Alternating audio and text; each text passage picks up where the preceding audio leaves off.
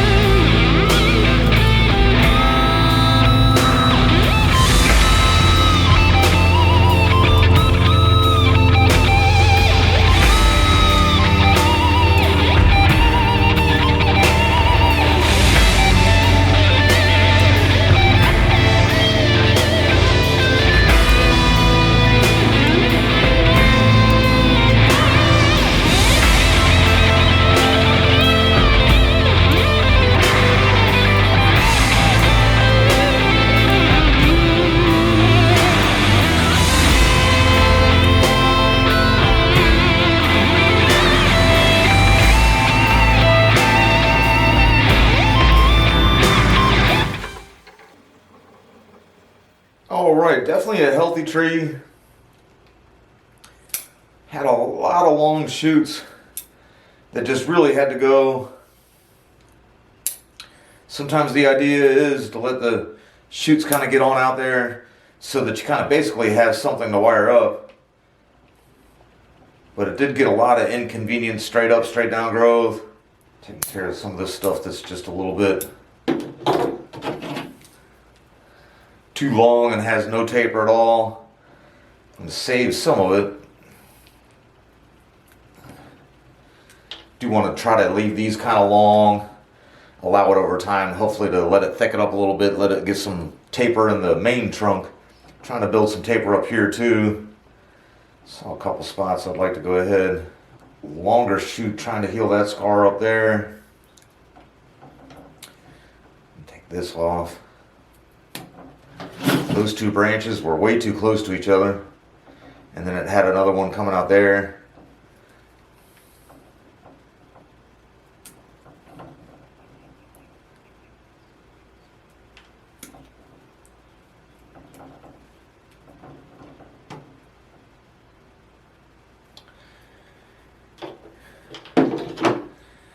I think there's too many of those on the one side. That's a bit long. Alright, and I'm going to get a little bit of wire just on a couple of the main branches. Not trying to get any of the little shoots today, but some of the main branches I think could use a little bit more movement. Let's see how that goes. Alright, I usually put the wire on off camera and then do a little bending on camera. I got so kind of wrapped up in what I was doing here. I actually did the movement. I put all the movement I could in there, and then just kind of realized I never really turned the camera back on or anything like that. But it was looking pretty good. I decided I got some downward movement there, and I'm gonna leave a little shoot there to kind of be that piece of the apex. There is that huge scar there to heal up, and same with these two. Got those down. I'm gonna leave that to be the apex. Got a little movement down here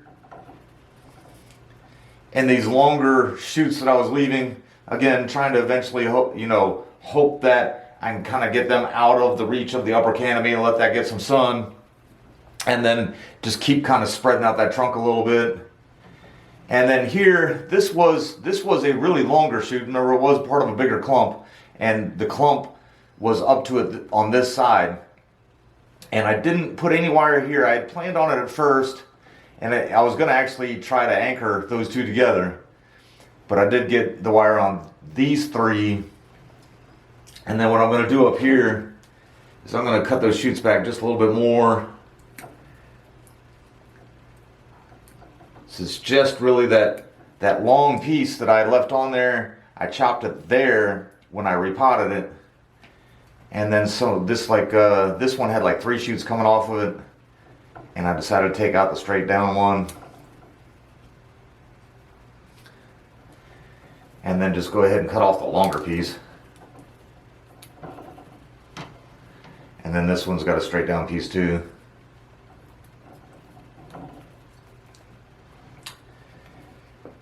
I figured it was either wire those two together or just cut them both back a bit.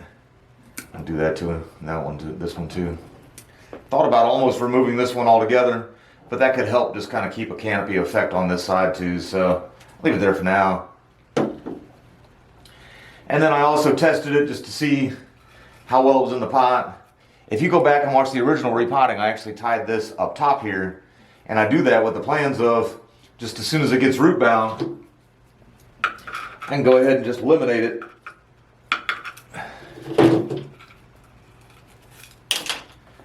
And so that's what I'm going to do.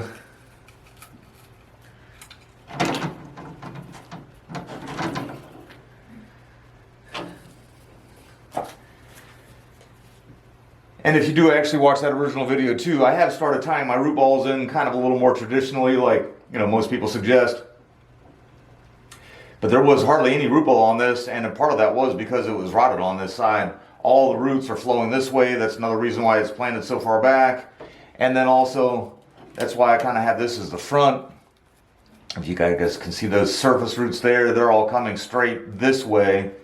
And the other side really didn't have much to it.